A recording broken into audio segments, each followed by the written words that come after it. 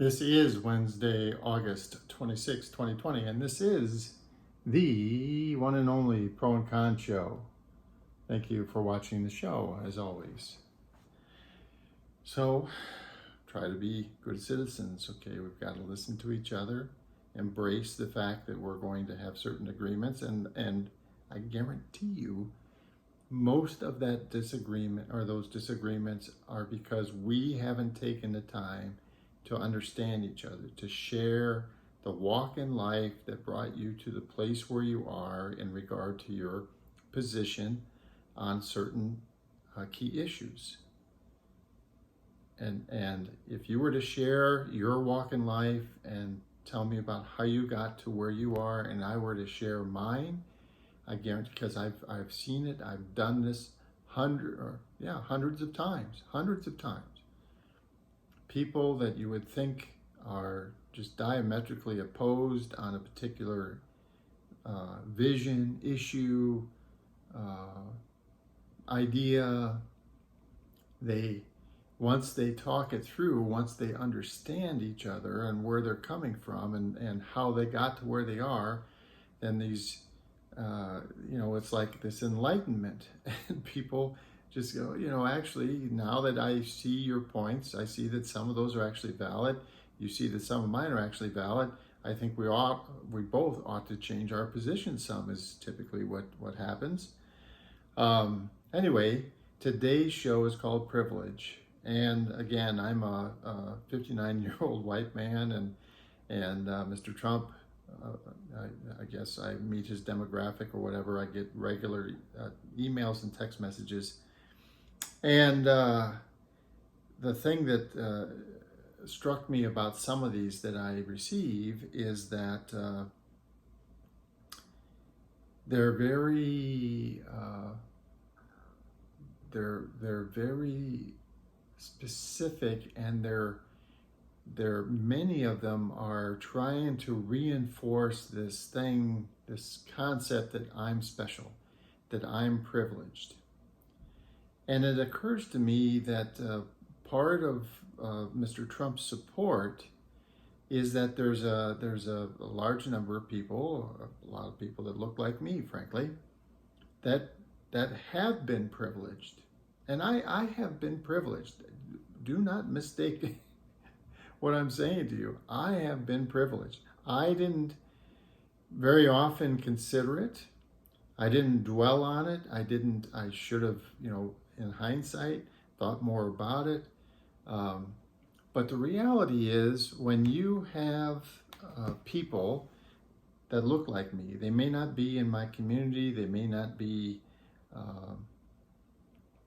anyone that I ever associated with. And in fact, very often I may have when I did hear about news items concerning them or whatever, I may have thought to myself, that's horrible. I wish those people wouldn't do that. But wishing and doing something about it are two very different things. And what happens is there's a group of people, again, people that look a lot like me, that systematically set up gates, limits, bias against people that don't look like me. Okay? And even though I wasn't part of that systemic attempt and success, frankly, in setting up that, I benefited from it step by step. And I know that this is true. I've seen it countless times in my life. You see it in the news on a regular basis. And this is, the reality is, for example, let's talk about the police and security, okay, just general community security.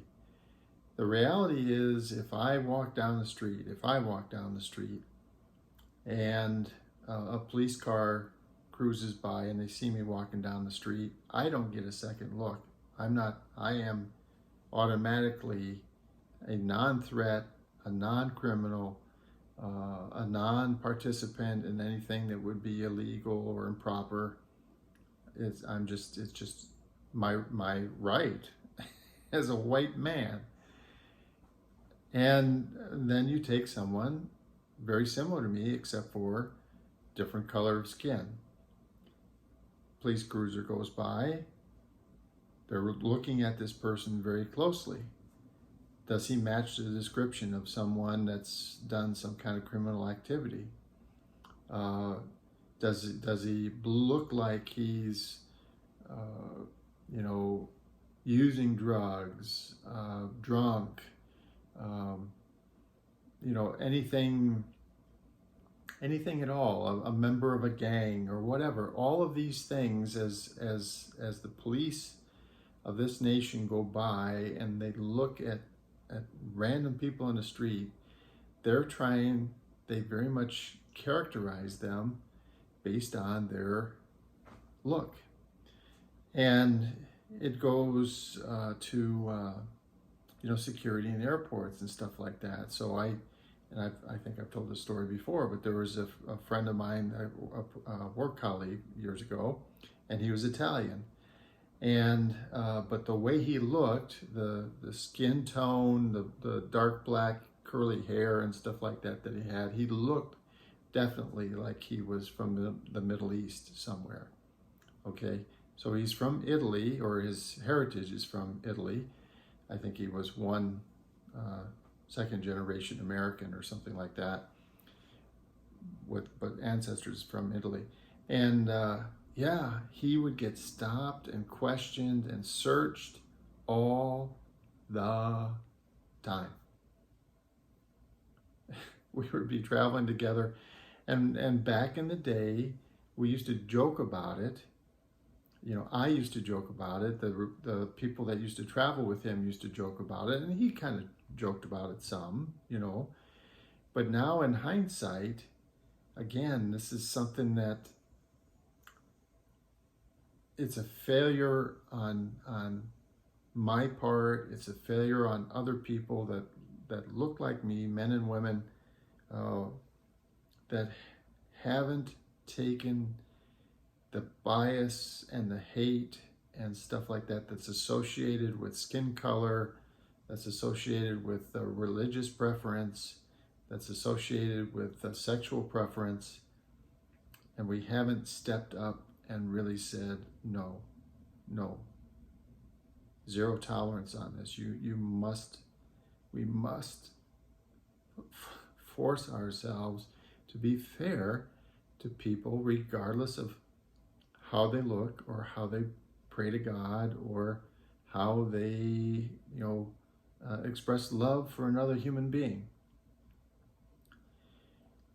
And so the thing about these things here, and I show them to you. Here's a couple of examples. There's plenty of them. By the way, the one on the right here says, convention speech attached. You see that at the top?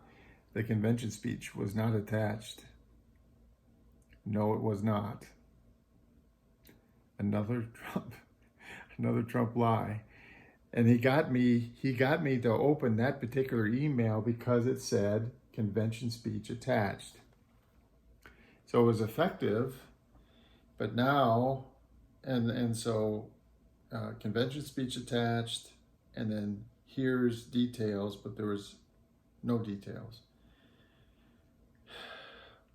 But do not share, only for you.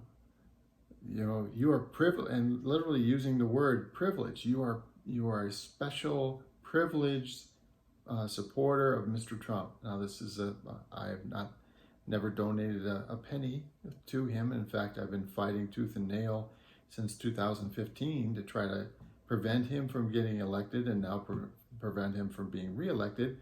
Again, nothing to do with Republican versus Democrat or liberal versus conservative, but everything to do with Mr. Trump has significant mental personality issues and mental acuity issues.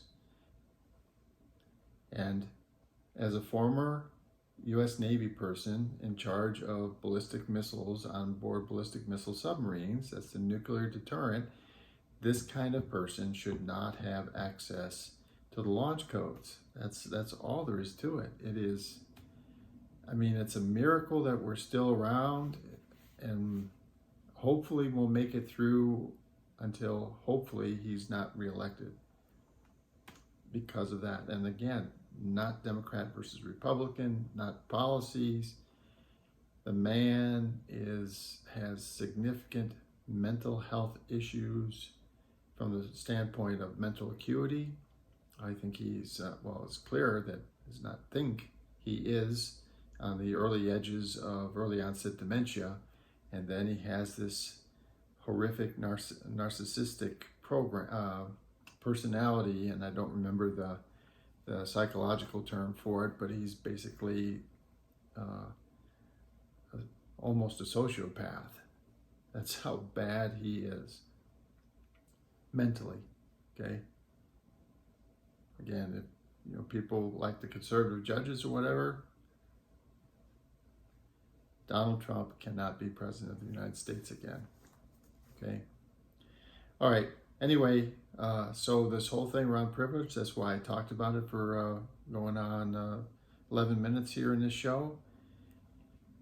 And I encourage you, all of you, if you are feeling anger and frustration against another because you feel like, some of your status in society is being taken away, you've got to leave that behind.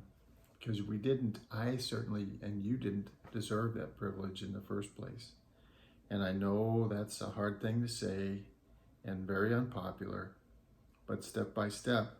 And the main thing I would tell you is if the situation were reversed, and it could easily have been, okay? You were born with, dark skin, dark eyes, whatever. If the situation had been reversed, you would be extremely frustrated and angry with the privilege that these other people were receiving around you just because they have white skin and blue eyes. For the Pro and Con Show, my name is Michael James Ott, and until the next show, bye for now.